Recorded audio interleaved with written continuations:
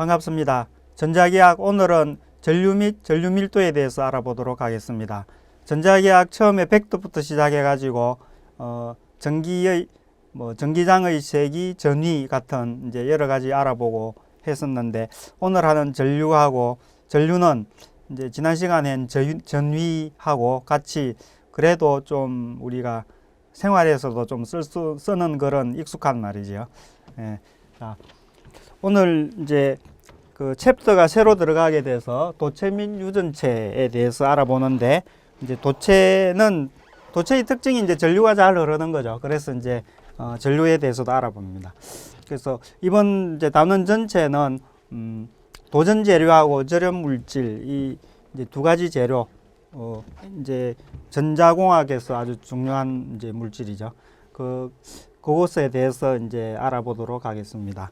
먼저 전류하고 전류 밀도. 전류는 많이 이제 익숙한 말인데요. 전류의 이제 정의를 보면은 우리가 지금까지 막 다루었던 전하하고 관련이 있습니다. 어떤 거냐면, 이제 어떤 기준면이 이렇게 있을 때, 기준면이 이제 모양이 어떻게 될지는 모르는데, 이렇게 기준면이 있을 때 단위 시간당 여기 전하들이 얼마나 지나가느냐 하는 정도를 전류라고 합니다. 이 식으로만 보면 시간당 전하가 변화하는 양, 그래서 뭐 전하가 많아지거나 줄어들거나 그렇게 생각하기 쉬운데, 그게 아니고 전류의 기준은 기준면을 단위 시간당 얼마나 통과하는가 하는 기준입니다. 그러니까 이제 제가 이게 톨게이트라고 적어 놓은데 이게 이해하기가 쉽죠. 톨게이트 같으면 이런 도로상에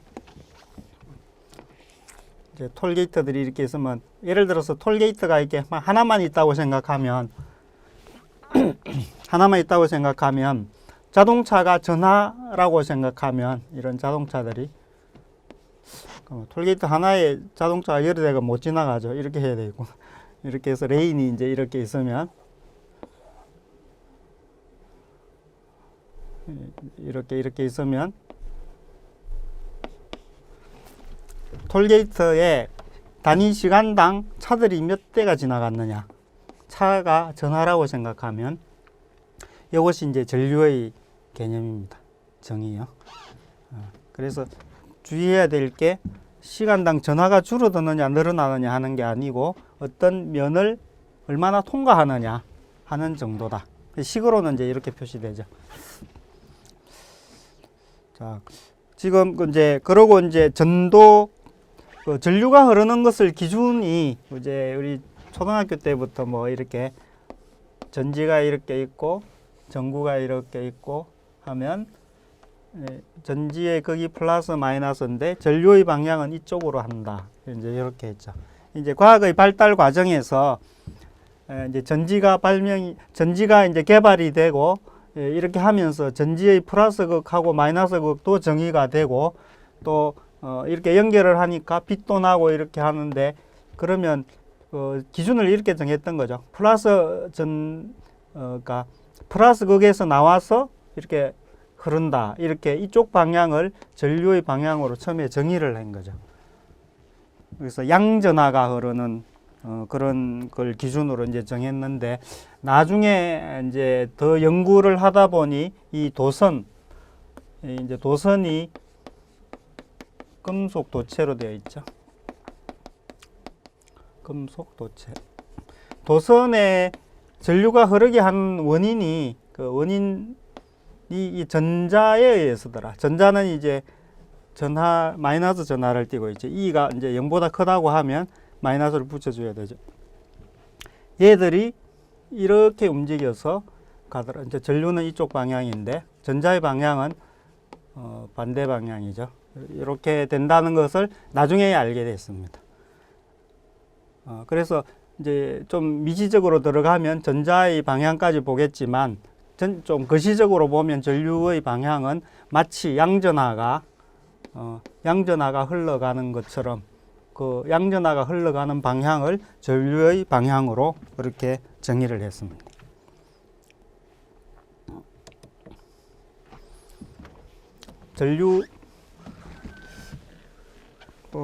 전류에서 하나 더 좀 검토를 해볼까요? 이 식에서 아까 톨게이트를 이야기했는데 전류가 많은 게 두 가지, 그러니까 생각을 해볼 수 있어요. 이제 레인이 하나밖에 없는 톨게이트다고, 레인이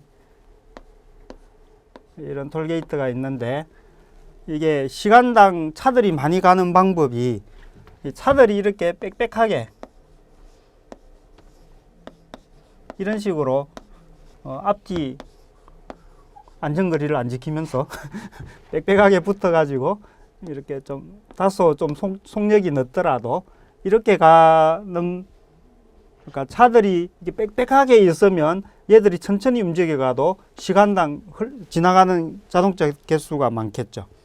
이런 방법, 그러니까 자동차의 개수, 즉 전하의 개수도 개수가 많아지면 조금 천천히 흐르더라도 전류는 많아집니다. 또 하나의 방법은 간격은 멀어요. 이렇게, 그러니까 밀도가 낮은 거죠. 이렇게 되어 있더라도 빨리 가는 거예요. 자동차가 빨리 픽픽 지나가면은, 그렇게 되면 밀도가 낮더라도 자동차가 빨리 지나가면 시간당 지나가는 자동차 대수가 또 많아지겠죠. 그래서 식은 하나지만 생각을 해보면 그 자동차가 얼마나 빽빽하게 모여서 가느냐 하는 거하고 얼마나 빨리 가느냐, 그 두 개가 다 전류에 영향을 준다는 걸 알 수 있습니다. 나중에 다시 나올 건데요.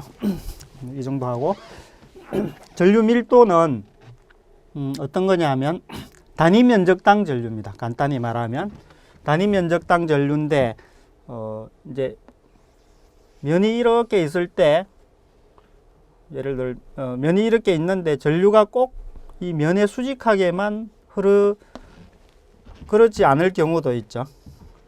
그래서 만약에 이렇게 비스듬하게 이렇게 흐른다고 그러면 이게 여기 면적의 방향은 이제 이쪽이 될 거고, 그래서 이 전류가 유효하게 이 면적을 지나는 양은 이 코사인 각이겠죠. 이게 만약 세타라고 그러면.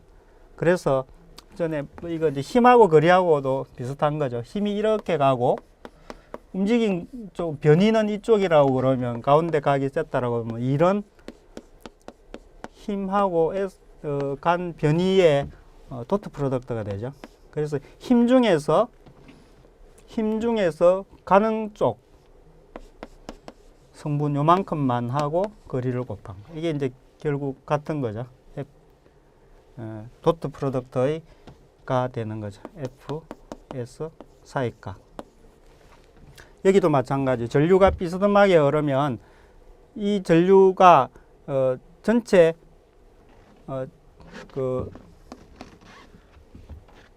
전체 전류에 영향을 주는 것은 이쪽 노멀한 방향, 법선 방향밖에 없다.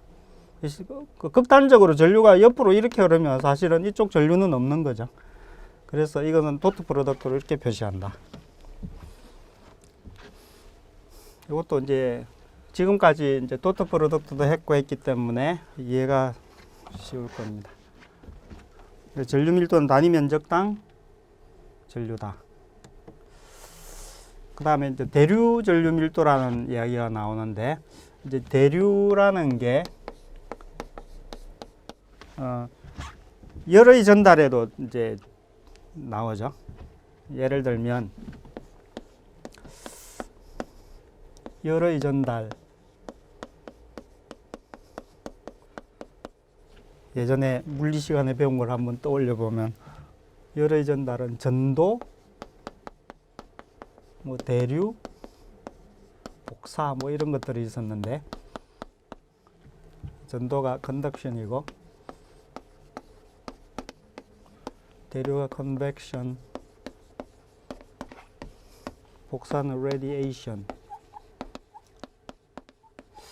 뭐 다른 것들 두고 지금 우리 대류 전류 배울 거니까 대류에 대해서 이제 다른 거하고 다른 거하고 다른 특징은 뭐냐 하면 이 입자들이 직접 움직여 가면서 자기가 에너지를 머금고 직접 움직여가는 게 대류입니다. 복사는 전자기파가 바로 이렇게 가는 거고, 열의 전도는 이 입자들은 움직이지 않고 여기서 막 진동을 하면서 에너지만 이렇게 전달해 주는 게 전도죠. 그래서 전류 밀도 중에서도 대류 전도 밀도를 따진다고 하면 대류 같은 경우는 전하가 직접 움직이는 거예요.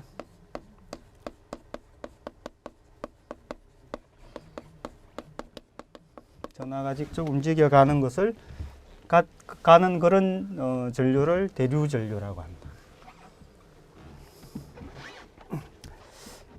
그러면 이제 대류 전류 밀도를 보니까 전류 밀도가 이제 면적당 전류죠.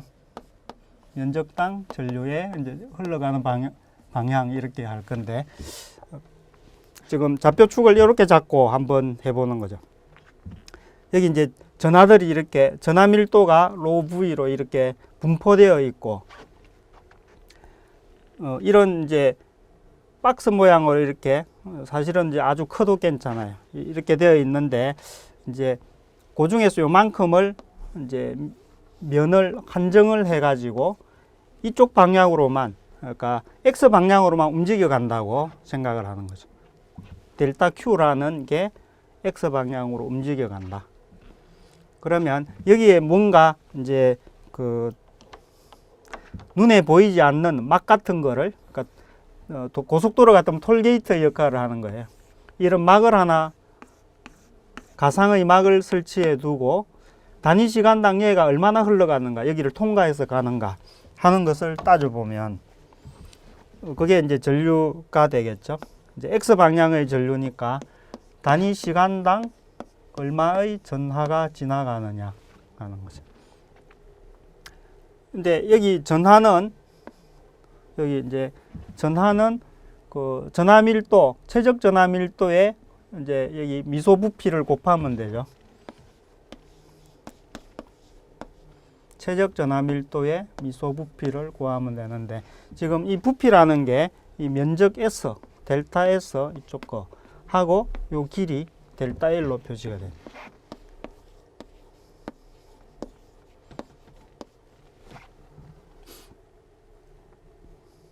이렇게 이제 표시가 되는데, 이것은 지금 이 한 덩어리죠. 이 지금 사각형 덩어리인데, 시간당 이런 덩어리가 휙 지나가면은 요것을 집어넣어 보면 시간당 지나간 양은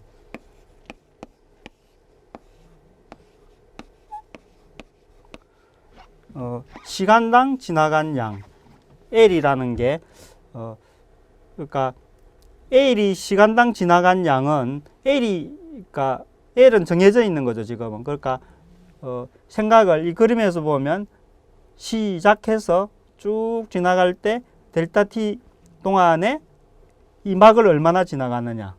막을 지나간 양은 처음에 여기 막에 붙어 있던, 막에 접해 있던 양에서 델타 T만큼 지나가면 이만큼, 예를 들어서 델타 X만큼 지나갔다. 그러면 이제 그럴 경우에 델타 S는, 델타 Q는 여기 박스 전체가 아니고, 지금은 이제 박스 전체는 이렇게 되지만 시간당 지나간 양을 보면 이렇게 된다는 거죠. 이렇게 바뀐다는 거죠. 그래서 이게 델타 X가 된다. 시간당 지나간 양은, 이 막을 지나서 간 것은 델타 X만큼만 진행한다. 그래서 그만큼의 전하량의 통과한 전하량이 된다, 그 말이죠. 그래서 이제 이렇게 해서 델타 S가 되고, 이 시간 동안에 이만큼 진행하면서 여기를 막을 지나간다. 그래서 이게 시간당 지나가는 양이니까 이게 속력이 되죠. X 방향에 이렇게 된다.